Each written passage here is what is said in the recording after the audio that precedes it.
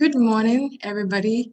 I want to most welcome you again to our Living in the Digital World series. My name is Estella Hilda Anaman, and I'm the coordinator for American Corner Abuba. And today we have an interesting topic on our table. It's a high in demand topic, and it's about the emergence of AI with misinformation.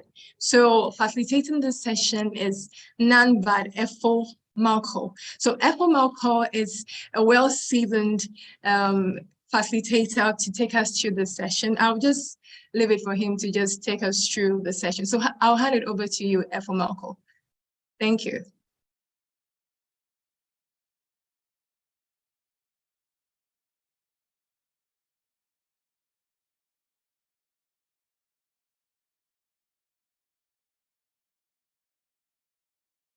Hi, Efo Malco. Yes, over to good you. morning. Yeah. Good morning, everybody. And yeah. I am excited to come your way in this edition of American Corners Digital Series. I am very excited to once again be a speaker on this platform. So this morning, we're going to talk about AI and its interplay with information or media literacy for that matter. And so it is an interesting topic that has been a hot topic for a long time now. Even, I think, 2 days ago, I was in a webinar organized by the Institute of Directors, and it was a topic that was up for discussion. Very, very interesting topic. Everybody's talking about it. And so how does it play with misinformation? How does it play with the issue of media literacy? And that's what we're going to focus on in our presentation today. It's a very short discussion, and I encourage all who are joining us live to share their thoughts, share their ideas, and just ask questions if they must, and let's ensure that we are all enjoying the discussion and we are all participating in the discussion.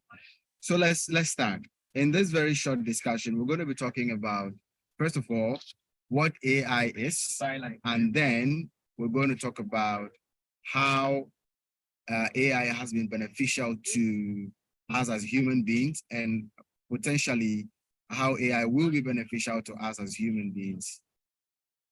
Then we will talk about what the interplay of AI is with regards to misinformation. And then we'll move from there and talk about how to combat AI misinformation. Now, everybody I know may have heard about ChatGPT. It's the ish.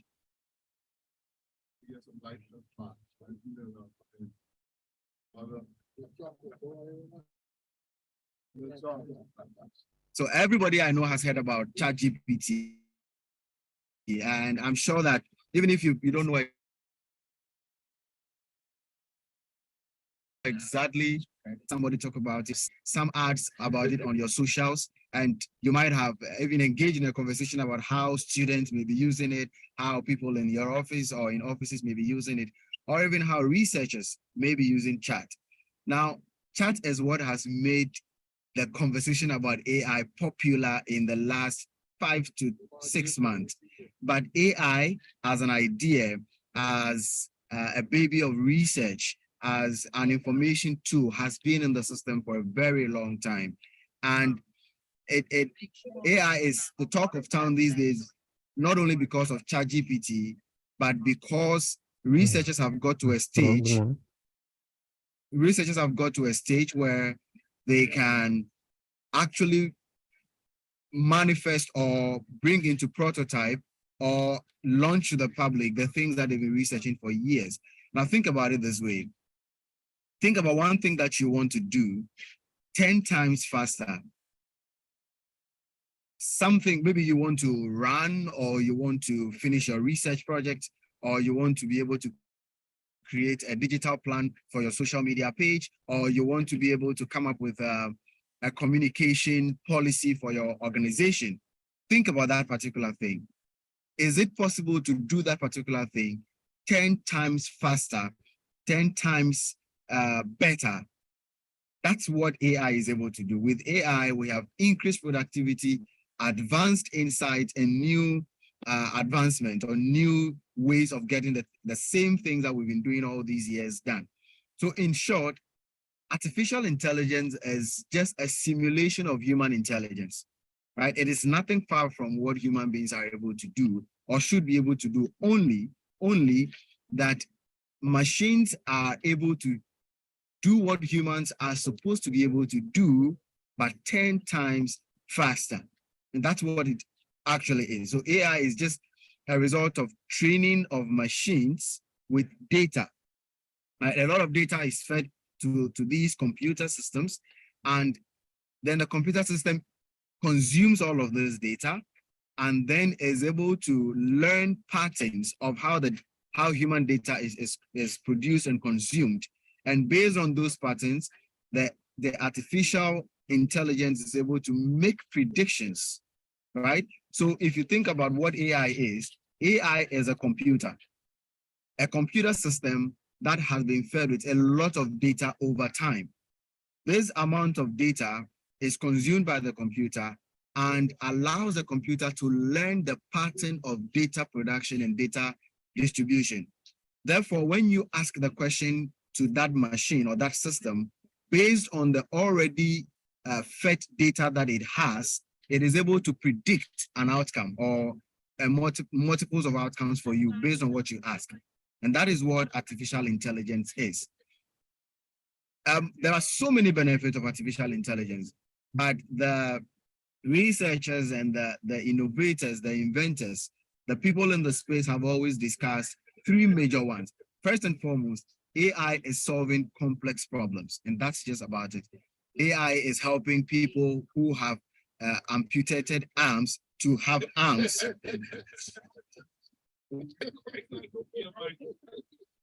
AI is able to help people who have amputated arms to have arms that look like human arms that they can easily work with. AI is able to help researchers put thoughts together and conduct their research. AI is able to help even everyday human beings. Students these days are using AI to do their assignments, right? So AI is helping us solve complex problems. AI is also increasing productivity. In my office as a communication officer, I'm using AI to develop images or to develop policies, communication policies, or even to figure out as a digital content producer, what are the topics I can discuss in a specific area. So if I have a YouTube page, what topics can I discuss? AI is able to tell me that. On top of all of this, AI is available 24/7. You can have it at your beck and call as and when you want. You're either using a free version or a paid version. Either ways, AI is always available. So AI is generally about teaching computers to think and learn like human beings do, but in a more specialized and data-driven way. AIs are being taught to think and learn like human beings. So just as human beings can think and learn, so are these computers taught to think and learn. But what is special about AI is that they are being taught to think and learn with data. So a lot of data is involved here, right? And I want you to take note of this because it is the data that is being fed to the computer system that will determine what kind of information it produces. So the idea is if the system is being fed with misinformed data, it will definitely produce misinformed information, right? So AI is all about something being intelligent, right? A machine being intelligent. So if this machine is intelligent, how then is the machine producing or contributing to misinformation and disinformation? Right. As I mentioned, the truth about these machines is the truth is as old as the human being has been. Since the invention of computers, the one fact that we can all agree with is that what you feed the computer is what it gives back to you. So if you feed the AI garbage, it's going to give you garbage. If you feed it with source software, you're going to give you saucy food. What I want you to understand is that what I mentioned before, the kind of data that we feed the AI is the kind of information that the AI is going to give back to us. Also, AI amplifies existing misinformation. Let me give you an example. When AIs are built, they are fed with data. The data is what is used to teach them what we call machine learning. Now, in teaching these computers what to learn, the space is occupied by one, men, and two, a lot of foreign people, white people, right? So think about it that way. There is already bias in what kind of data the computer is learning. And so because there is already bias in what kind of data the computer is learning, the information or the data that the computer has is biased. Therefore, whatever information that the computer is going to give you is just going to be biased information. And that's how this thing is happening. So if we don't have a lot of women, a lot of young men participating in the space, we are not going to have a lot of information about young men or women in the space.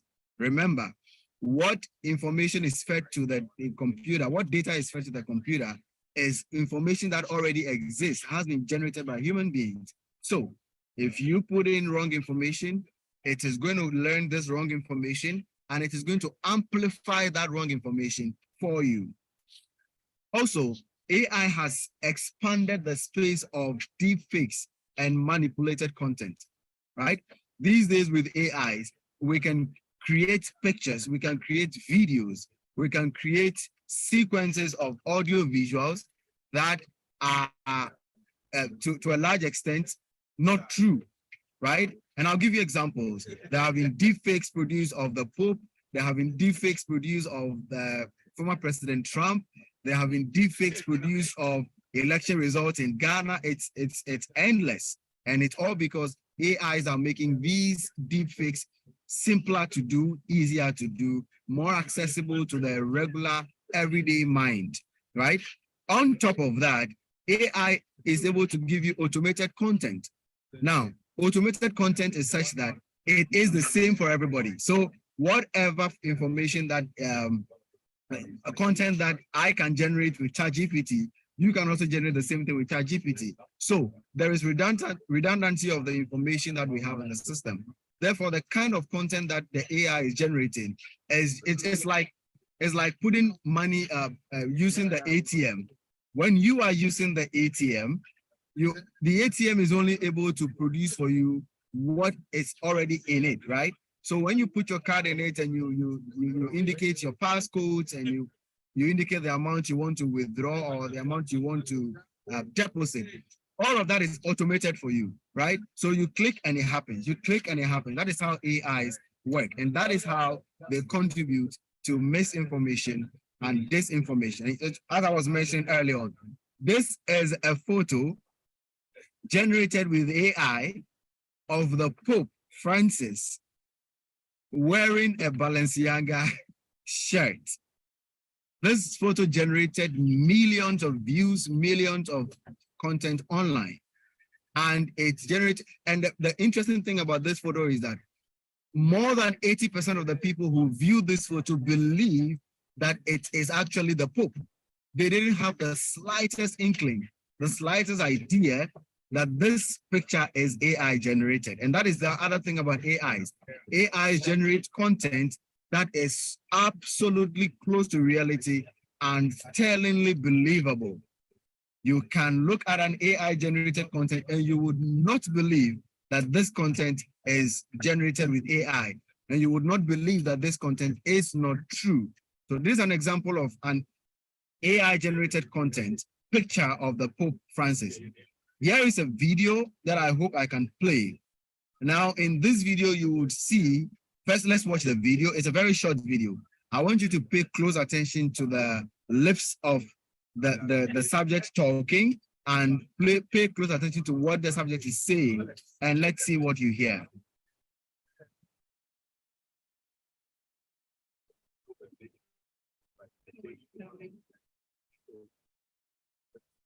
January 1st. Yeah. Now,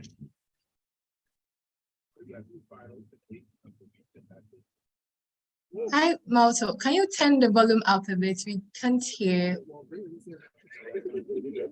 Thank you.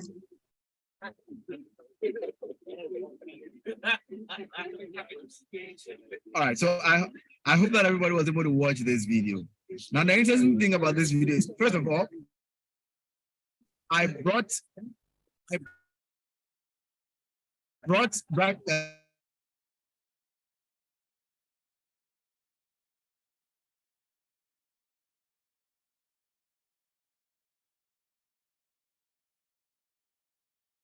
Hello, Malto.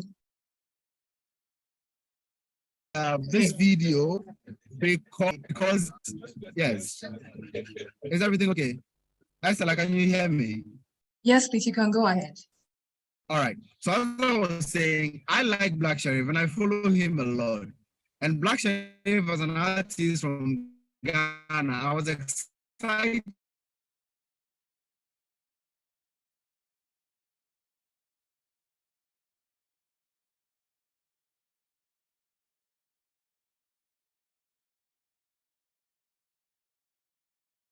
Okay, so whilst we wait for effort to, get back online, you can just share your comments on what your thoughts are so far about the image of the Pope, the AI generated image, and then the video of Elon Musk as well. Let us know what you think in the comment section. So there's an interesting comment from Asiedu Kwatingano, and he's sharing his thoughts. He says, automated technologies remain limited in their ability to access the accuracy. Hello, Malto.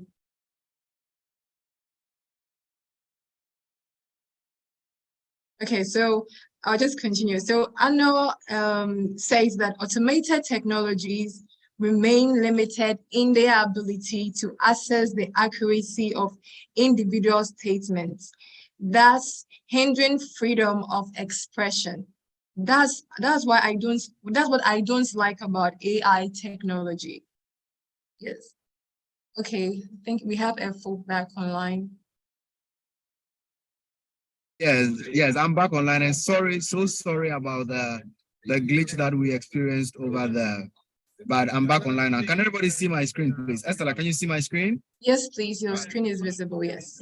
Good. So what I was talking about early on is that as a Ghanaian who likes Black Sheriff and who's been following him, it was interesting for me to find that it is possible that Elon Musk is talking about him. But it is interesting to also find that the moment I watched this video, I knew that no, something was wrong because one, there was a lot of hesitancy in the voice and the voice was too straight. There was no nuance, there was no emotion in the voice. So this, I would say, is one of a poorly produced AI generated content, deep fake for that matter, but this is not so deep because it is poorly produced.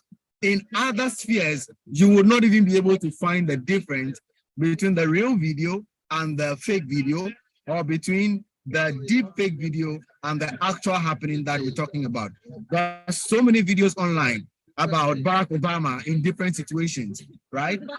That talk about Barack Obama doing different things, saying different things, and all of those things are not true. There was a video of Barack Obama renouncing America prior to the 2016 elections, and this was not true. So this is the extent to which AI can go in spreading misinformation or in spreading disinformation. I just want to do a quick check. I want to do a quick check and go to my chat platform, my chat GPT platform, just to see if we can work out a few things on chat GPT. Give me a moment, please.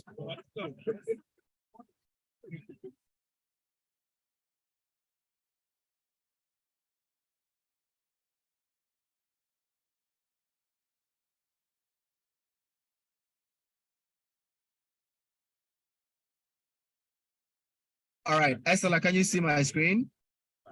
Yes, please, we can. Great. So I want to do a quick check with ChatGPT, which is one of the most popular and most available AI tool to a lot of young people in Ghana, but all over the world. I want to ask ChatGPT to write me a news article about an issue. So watch what will happen.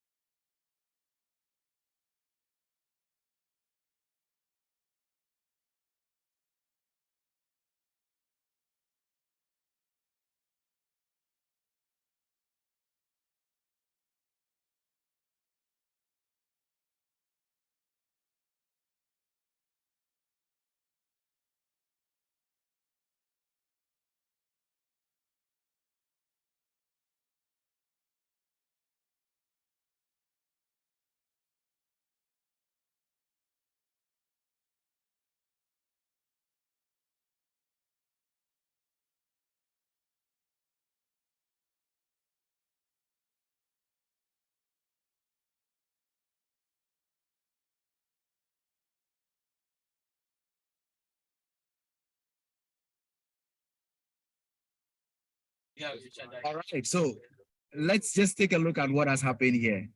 I asked ChatGPT to write a news article about the president of Ghana being involved in a sex scandal just 2 days ago. And Chat was able to respond to that and wrote a very nice article. And this article, if you read it online, would you believe it or you would not believe it? The article says, in a stunning turn of events, Ghana's political landscape has been rocked by a recent sex scandal involving none other than the president himself. Imagine that. And it tells you about the accusations. It tells you about the political ramifications of the sex scandal. It tells you some of the public reactions. It gives you the government's response. It even tells you implications of governance and morality. And then it gives a conclusion.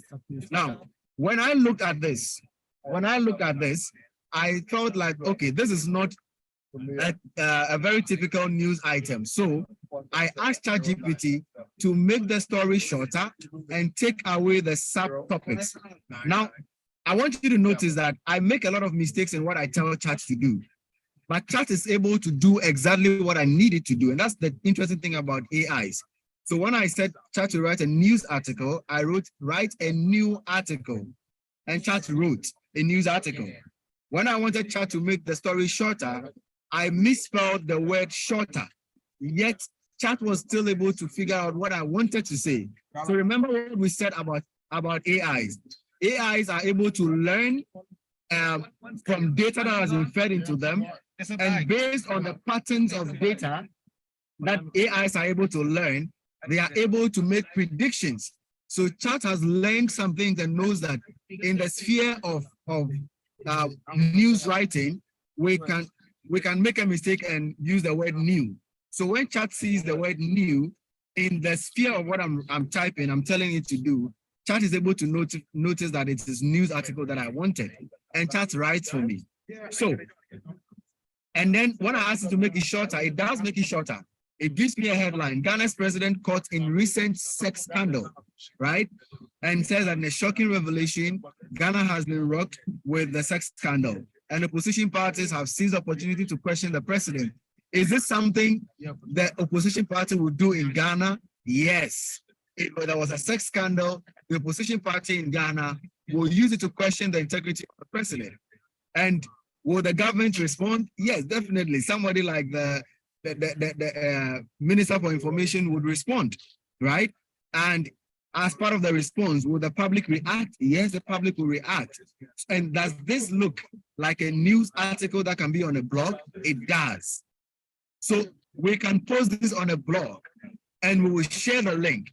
And people would not even think twice. They will click and share and go ahead and make people think that this is true, when in actual fact, it is not true.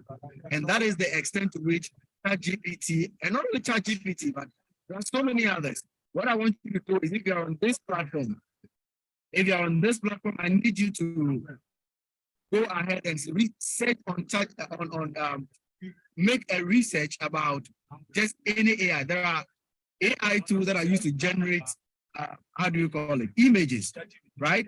There are AI tools that are used to generate content for online digital content. There's so many AI tools in the system.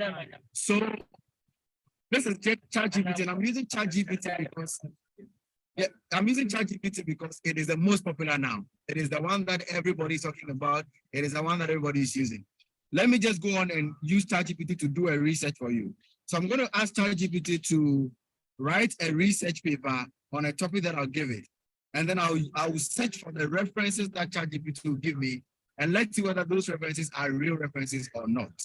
Just give me a moment and watch my screen.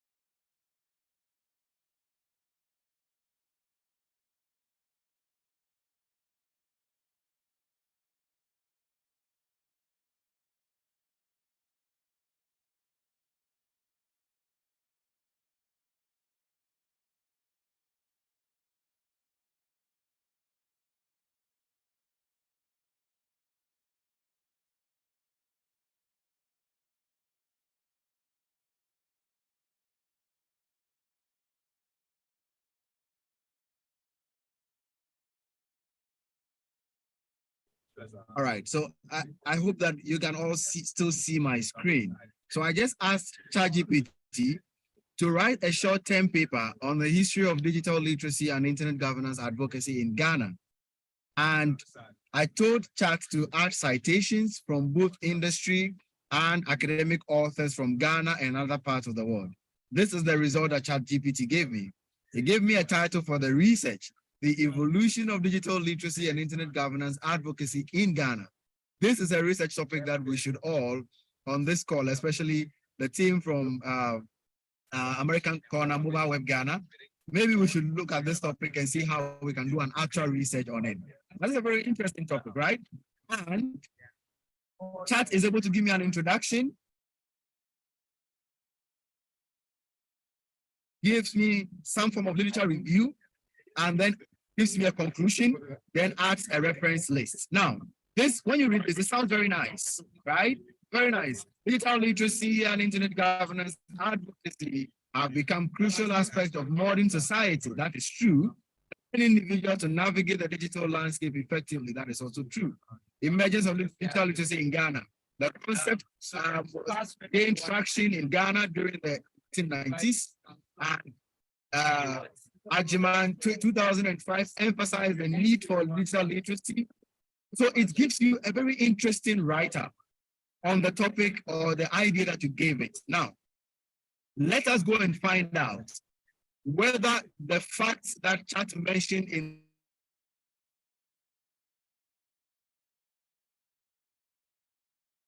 this document are true. The Ghana Internet Governance Forum was established in 2008. Let's find out if that is true. I bet that is true, but let's just find out. So let me just open a new tab and search for the Ghana Internet Governance Forum. Ghana Internet Governance Forum. Ghana Internet Governance Forum. Let's go on their website and see when they were established.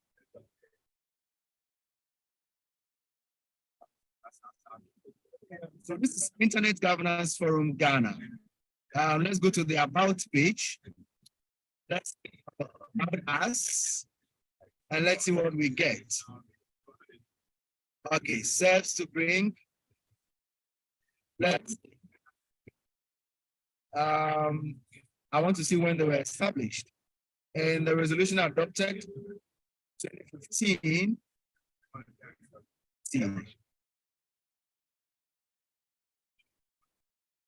All right, so let me ask Google to help me figure out when was the Ghana Internet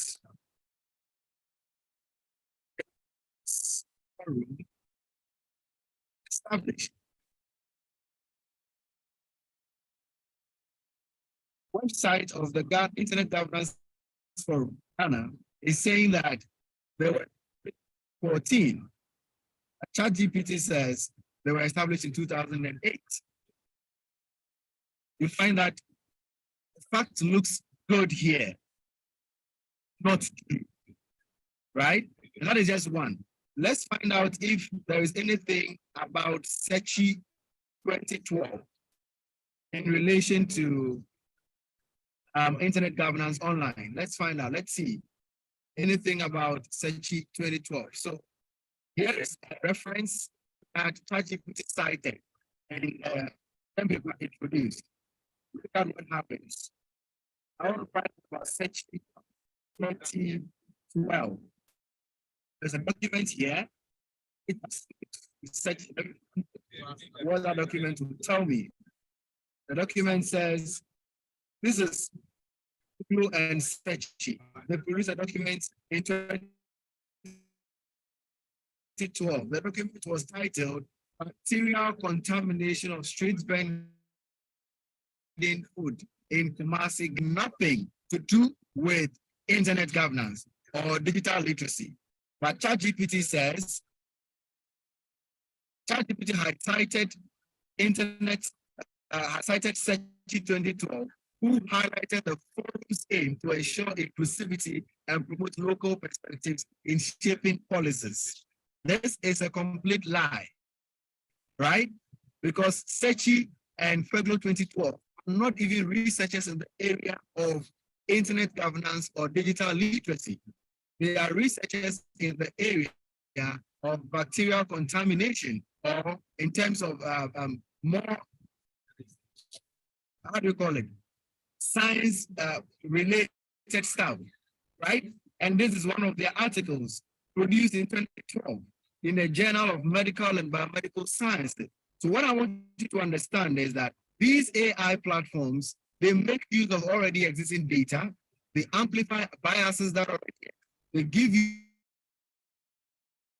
you back exactly what you ask them for, and they make things look as close to reality as possible, but most of the time they are wrong. I can ask GPT to help to create for me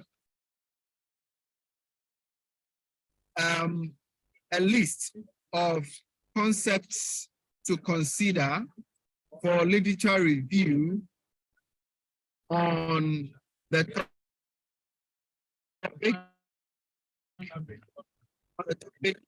What the topic it gave us? The evolution. Let me just copy this and paste it here so we move faster.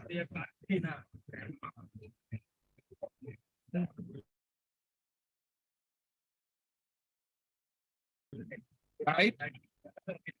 So I'm asking ChatGPT to create a list of concepts that I should consider for my literature review. The evolution of digital literacy and on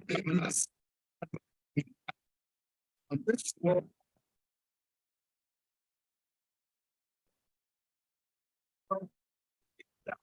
Some of the things I should consider in my research, and chat will not be lying.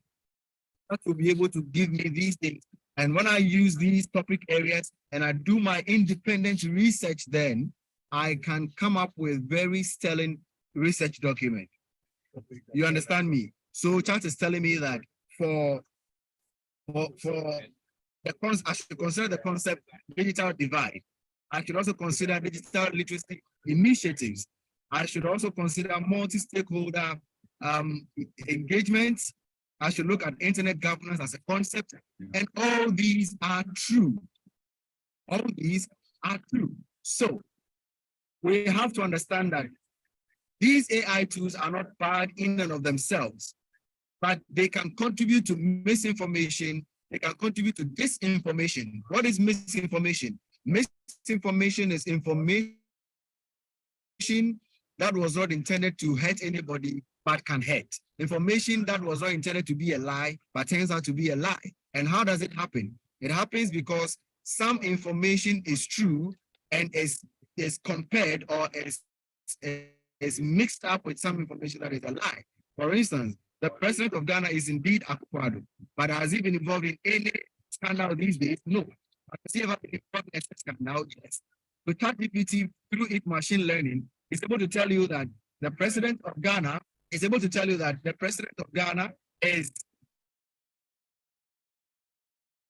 a sex scandal recently, but the recently part is not true. That is misinformation. And then this information is information that was created to be harmful, created as a lie. And that is the unfortunate situation that we can find that AI could be involved or contribute to misinformation. So what can we do?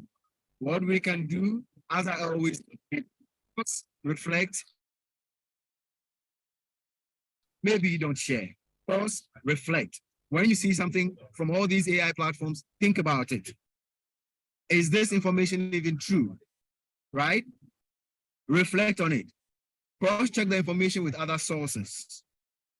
Maybe before you share, cross-check with multiple sources and find out how true this information can be, right? So my go-to advice every day for people when it comes to misinformation and dealing with misinformation and disinformation is pause, reflect, maybe don't share too quickly. In addition to that, of course, we have to promote more media literacy programs, especially in the area of AI and their contribution to misinformation. We have to engage more in fact checking. I even wanted to play a video. How many of you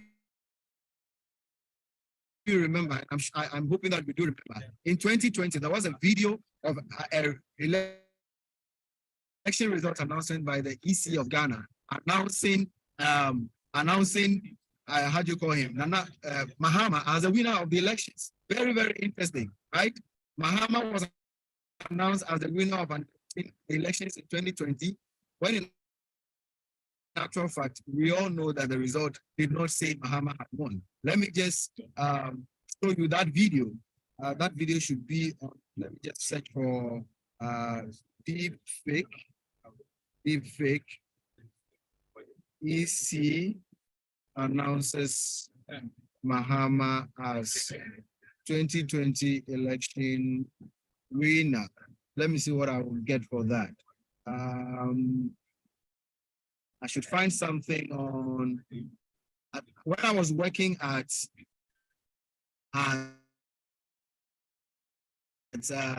Ghana Fact, we covered this particular story. So I know there's an article on Ghana Fact page about it. Let me just tell the system to give me that story from Ghana Fact.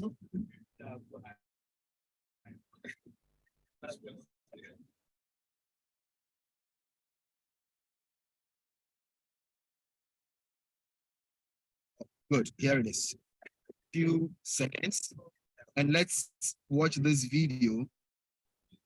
So this is the fake video, and this is the actual video. So here's the fake video. Let me play it for all of us to hear.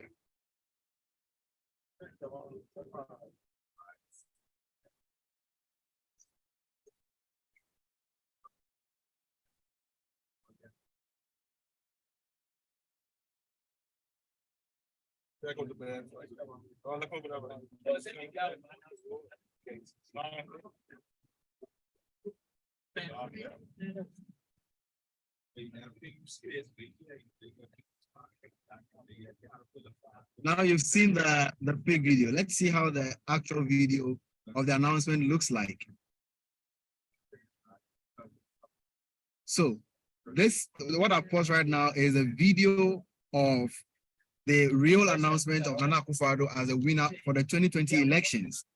What you are looking at here, at the top here, is a fake video of the result being announced in favor of Mahama, who lost that election. Now, the interesting thing, so you see microphones have been arranged in front of the EC chairperson, but then in the actual video, there were no microphones in front of the EC chairperson, right? Also, you realize that in the video, this is a very short second, that's 30 seconds of a video cut out. And they cut out exactly what the woman said. And when it got to where she announced Mahama as the winner, which is not the lie, there was this pause before the video continued. And then a voice Mahama came. So these are just a few ways that we see AI to be used to spread misinformation. And as I'm saying, we can deal with this if we do more fact checking. So in 2020, myself and the team at Ghana Fact that I was working with, my boss at Ghana Fact, we flagged this information, we quickly researched it, and we put it out as fake information. But the interesting thing is that fact-checked information does not even fly as fast as fake information flies. And that's just the unfortunity that we're living as a country or as a human race. Also, as individuals, we can quickly report misinformation, right? We can quickly report misinformation to the right authorities so that facts can be checked and all of that. We can also educate ourselves and educate people about AI and its limitations. Let us not be shouting about AI as though AI is a God factor. It is some kind of messiah. It is going to wash away all our problems. AI is amazing as a tool and can be helpful to human beings, but also AI have their limitations. And so anytime we engage with AI, we should know the limitations of these tools, know who created them, what biases these people might have had that can simmer into the creation and the teaching of these AI tools, and what potential biases they may produce for us. Also, we need to stay updated on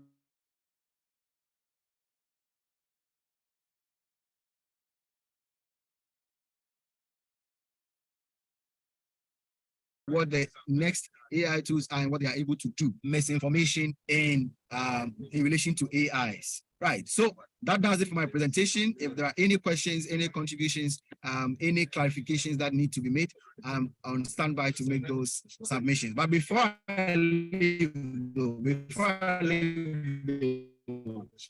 let me sound a sound of caution to the students who use ChatGPT to do their assignments. You can definitely use ChatGPT to do Hi, we're so sorry about the technical glitch. Hello, F4 Malto.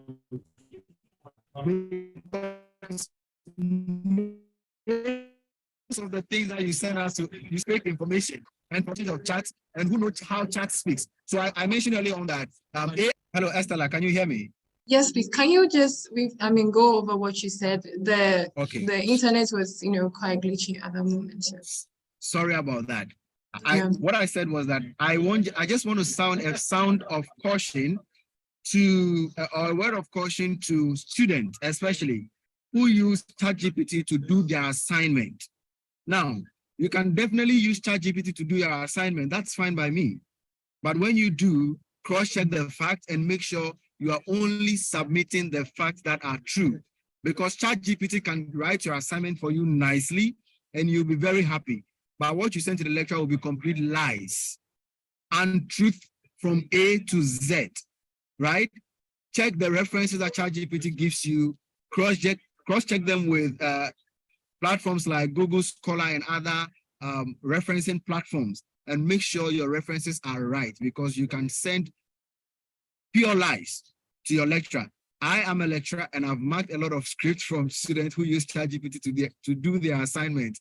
And I can tell you, it's interesting, but it is funny also, because students think that chat is a savior. They don't want to get involved in the rubrics of doing the work of learning. And so they depend on ChatGPT, especially because that is a popular one that they know about. And then they will use, how do you call it? Paraphrasing softwares to now wash the content. We know that the lecturers know. So when we see paraphrase of content from softwares, we know that it's a paraphrase software. You can use chat to help you understand an assignment, to help you figure out the areas to cover in that assignment. But don't use it to write the full assignment, and don't submit what chat gives you. Cross-check everything with other sources, with library sources, and make sure you are only submitting what is right. And that will be how I will end this session. If there are any questions, I will answer them. If there are any clarifications, I will explain them further. Well, thank you so much, Motel. This has been an eye-opener. I think that it's very interesting to know the dark side of AI and how it's, it's infiltrating or making a lot of misinformation, more like a wildfire spread and all that. But there's a question that is on my table. How can we, use this thing to address misinformation?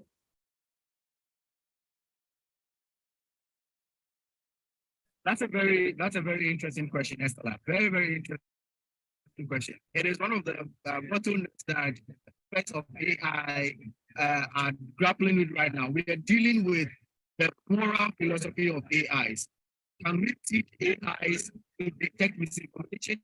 Of course, I know because I worked with them in 2015 when we were working with West Africa regarding COVID misinformation and election information. We know that they have, Twitter especially has put into its algorithm the ability to detect some kind of misinformation, but not all.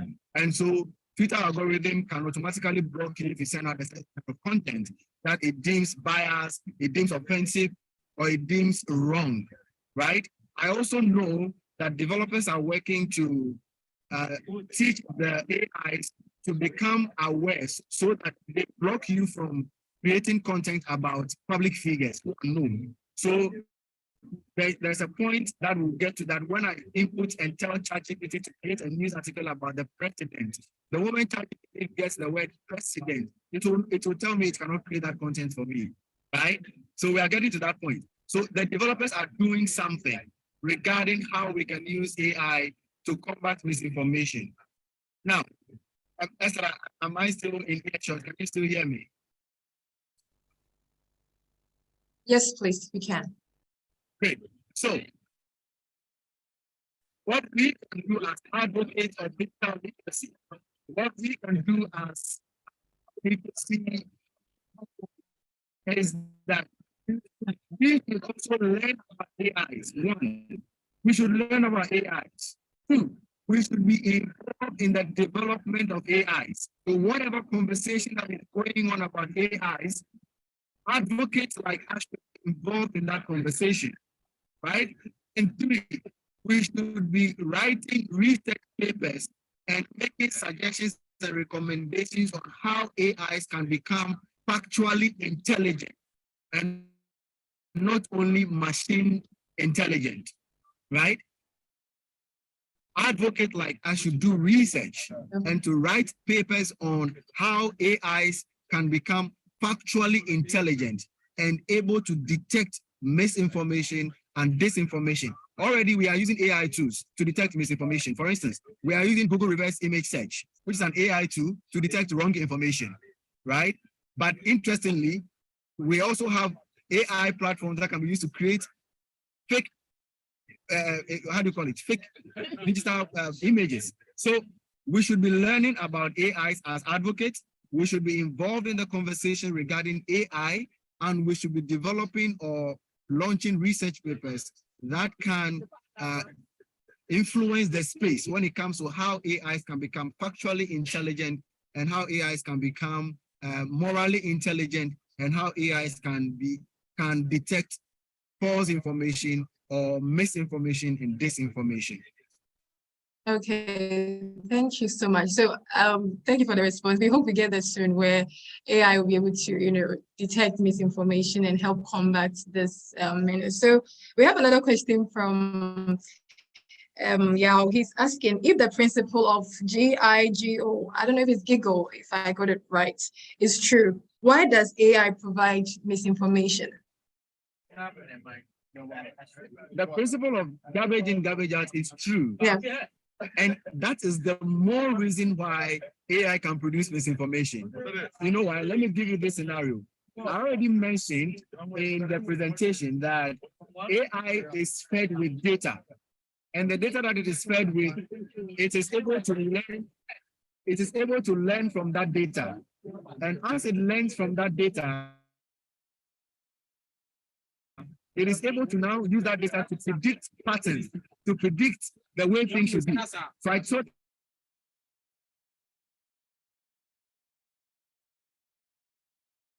you that if the person against Black people, the data that will refer to the AI will be biased against Black people. Therefore, when you put in some information, the AI will produce.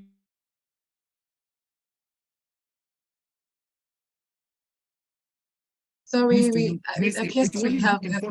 So if the person feeding the data to the AI, we deeply apologize for the technical glitch. So Effa will join us soon. So let's keep our questions coming. But what are your thoughts about what we've learned today? Have you had any experience like that before, or what do you think we can do to combat this AI, role in misinformation? Just let us know in the chat box and we'll address them as well. Hello, Malcolm.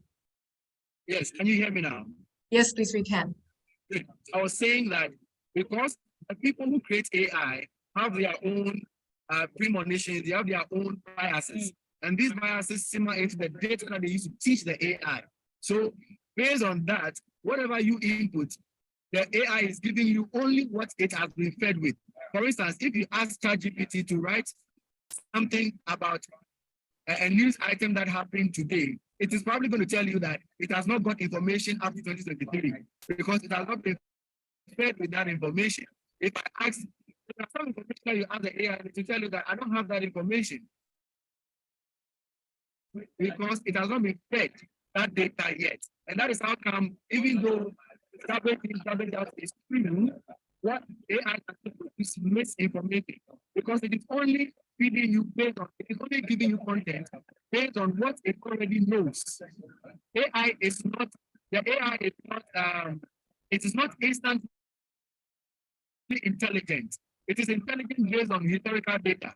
So the historical data that was expected to it is what it is using to produce the information for you. Therefore, it can give you misinformation. The other thing is that it is only clicking around. So AI is going online and finding, okay, who are the Ghanaian authors online? It doesn't care whether the Ghanaian author has produced any research related to the topic that you are searching. It will just give you that name of that. And AI knows how to do referencing. So it will give you a reference and it will make it look like it is real. But you, if you don't check, it's you who would be presenting a wrong information to people. So AI can still produce misinformation because one, it is created by people who can feed it misinformation. It is also created to just set online and gather patterns of information together. So it's only putting together what is known. It cannot give you actual truth. Okay. Yes, thank you. Thank you for that response too. So there's a question from Yao. He asked about the image of the Pope, the one that you showed earlier in the presentation. He had a suggestion that we could only appreciate that Pope picture if the original picture is available to compare. Is there any available picture, I mean, an original picture that we could compare with this, or this was just entirely generated by an AI? This picture does not exist. It is completely generated by an AI, right?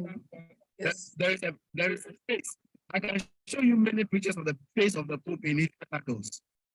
At the Pope standing like this, there are different pictures. Let me just go online and show you. There are so many pictures in the album that this particular person created. The person himself came to confess and he wasn't because he said that he didn't know the thing would travel this far, right? Search for AI generated pic of the Pope. Let's go to images and see what we'll find. So many, right? So many. Are you seeing the picture? Yes, we can. So many. So there is no actual looking like this. There are only the AI just picked the spectacle, the face, the cross crucifix that the Pope has worn before, and these those things together and created this very nice, deliverable picture as the text. So this is not like Photoshop generated pictures. With Photoshop generated pictures, Photoshop generated fake pictures, or Premiere Pro generated fake videos. They pick existing ones and they use them. So that when I showed you the video of the EC's announcement, I showed you the original, then I showed you the fake. That was done with Premiere Pro. Even I can do that. I don't need to be a huge AI person to be able to do that. It's simple. But this one was developed with AI, so there is no original to it. Look at the Pope. The Pope is not sitting on a motorbike. Is it even possible? And is that even the Pope's face? No. So a lot of things can be done with AI. Yeah, that's super interesting. It's super interesting to see the Pope pose in all those manners, you know. Yeah, so I think we have to bring the session to a close. We need to wrap up. Our time is up. But we want to really thank you, Malto, for taking our students. This has been an eye-opener, and we hope that it will travel far to, you know, help people to be more careful in the kind of information they consume online, whether it's an image or a text, you know, whatever form it may be in. We thank you so much for your time and everything. So before we end the session, I want to introduce you to an amazing online resource that you may find helpful. This is the eLibrary USA. The eLibrary USA is a state-of-the-art digital library with 9 premier electronic databases that include digital newspapers, magazines, journals, video dissertations. And so usually this resource is only available to use in person at American spaces. But with a global pandemic, we are opening up access to this amazing resource. If you are interested, sign up using the link that can be found in the comment section below. So this program was brought to you by the U.S. Embassy Ghana, American Corner Aboba in partnership with Mobile Web Ghana, and was facilitated by Malco. And so till we come your way again, please do well to subscribe to our channel as well so you can get notifications anytime we have a program. So that concludes our program for today.